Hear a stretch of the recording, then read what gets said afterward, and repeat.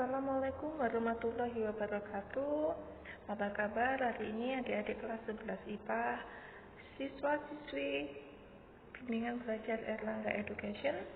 Nah, hari ini kita akan belajar pelajaran kimia, yaitu sistem koloid.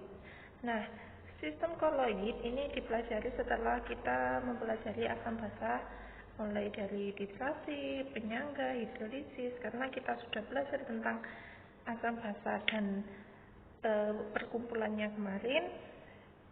Nah, sekarang kita belajar tentang sistem koloid. Nah, apa sih sistem koloid itu? Nah, kita akan bahas pada pertemuan kali ini. Oke, apa itu sistem koloid? Sebelum kita bahas sistem koloid, kita akan membedakan beberapa jenis larutan atau beberapa jenis campuran yang dia dapat dibedakan atau dia dapat sebagai tolak ukur untuk membandingkan sistem koloid itu seperti apa. Oke, sekarang kita mulai ya.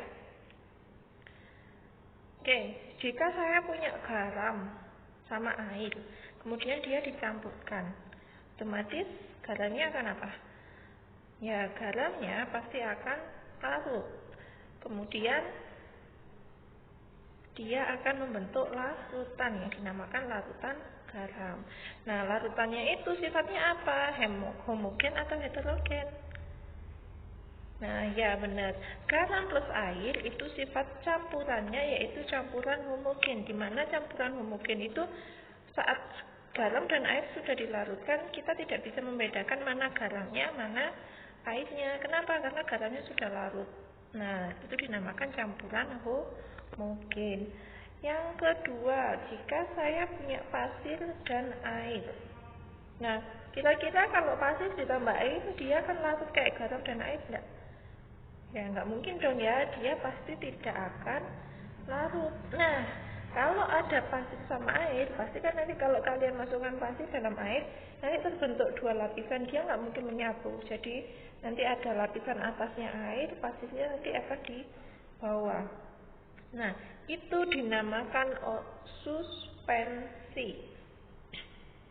Nah, kalau ada pasir plus air atau dua larutan itu dinamakan suspensi. Contoh lainnya itu kopi tubruk. Nah, kopi biasanya kalau kalian bikin kopi biasanya kan yang atas, terus yang di bawahnya ada kayak ampasnya gitu, itu dinamakan suspensi juga. Nah, campurannya apa berarti? Kalau dia bisa membedakan mana pasir, mana air, maka dia disebut campuran heterogen. Nah, Kak, itu tadi masih larutan sama suspensi lah. Koloidnya mana? Nah, contoh koloid, jika saya punya susu bubuk, dia ditambah air. Nah, larut apa enggak dia? Nah, susu bubuk tambah air nanti kan akan menjadi susu ya, warnanya putih, keruh. Dia termasuk larutan apa bukan? Atau dia termasuk suspensi? Nah, kira-kira gimana? Nah, dia bukan termasuk larutan, juga bukan termasuk suspensi. Dia dinamakan koloid.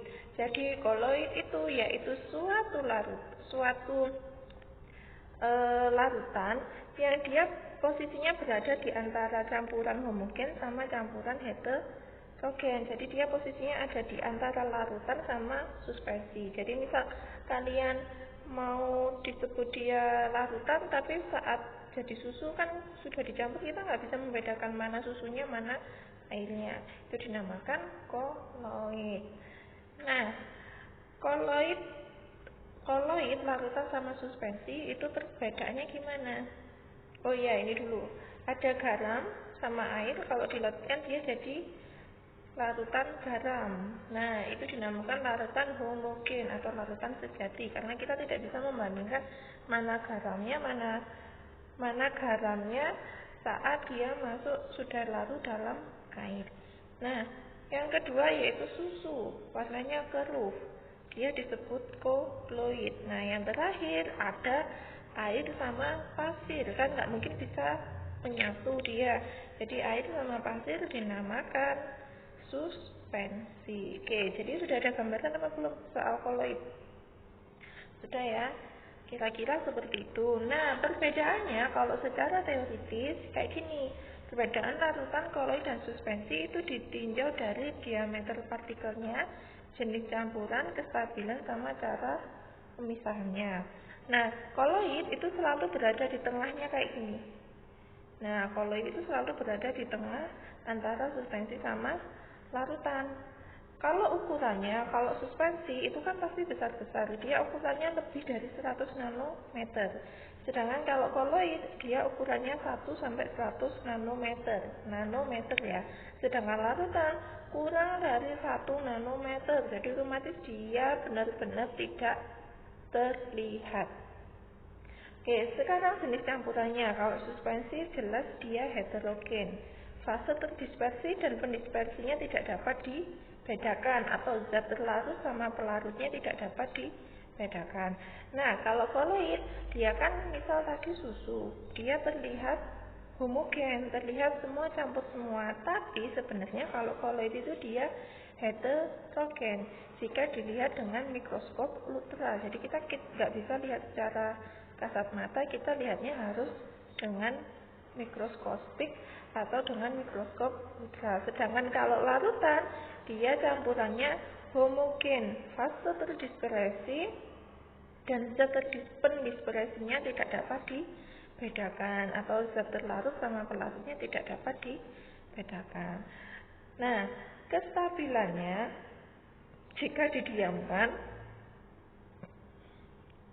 kalau suspensi itu dia mudah terpisah, jadi ada endapan.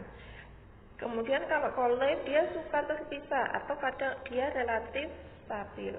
Nah, kalau larutan dia tidak terpisah atau sangat stabil.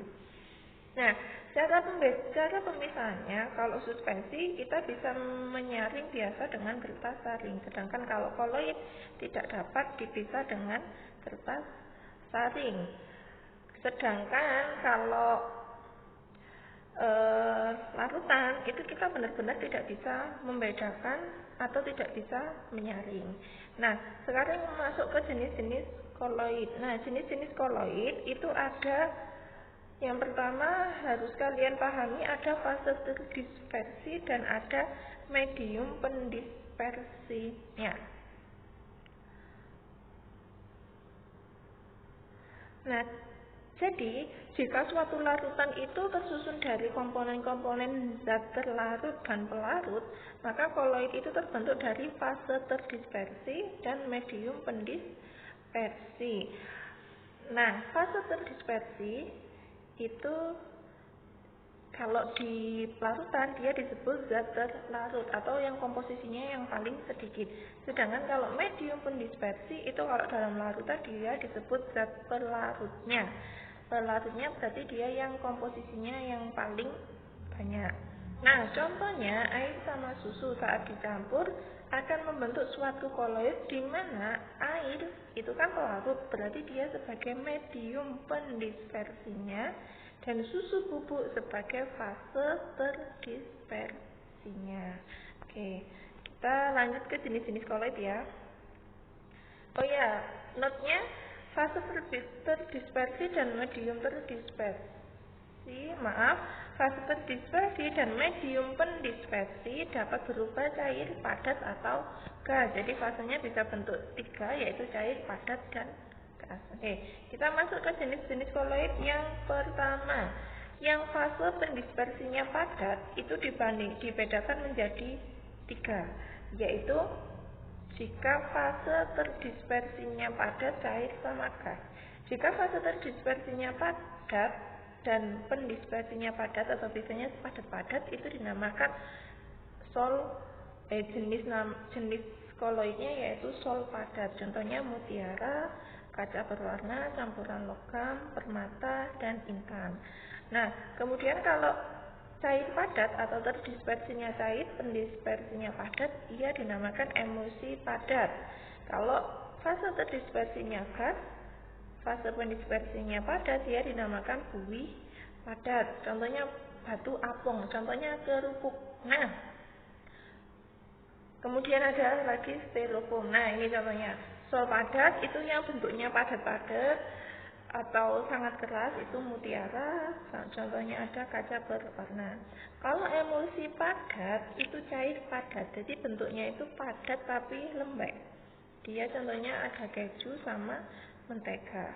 Yang gas sama padat atau buih padat, contohnya styrofoam sama marshmallow. Nah itu kalau kalian pegang kayak marshmallow itu kan kalau dipencet-pencet itu dia bisa kembali ke bentuk semula. Nah itu dia fase terdispersinya gas, fase pendispersinya yaitu padat. Contohnya lagi ada kerupuk. Oke, kita lanjut ke yang fase pendispersinya yaitu cair. Jika fase terdispersinya padat, dia dinamakan sol. Kalau fase terdispersinya cair, dia dinamakan cair-cair, berarti dinamakan emulsi. Kalau gas cair atau dinamakan buih, contohnya krim kocok, busa, sabun. Nah, contohnya kayak gini, kalau sol padat itu ada tinta sama jelly. Sedangkan kalau emulsi itu contohnya ada santan, mayones, ada krim minyak dalam air, susu juga itu dia termasuk emulsi. Jadi kayak apa ya? Dia dalam fase terdispersinya cair-cair, jadi bentuknya itu kebanyakan dia berupa cairan atau dalam bentuk cairan. Nah, kalau buih itu ya yang seperti busa. Jadi contohnya krim kocok pada kopi kayak gitu, atau kadang krim pada kue tart.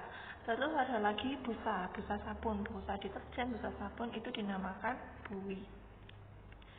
Oke, selanjutnya kalau fase pendispersinya itu dia gas.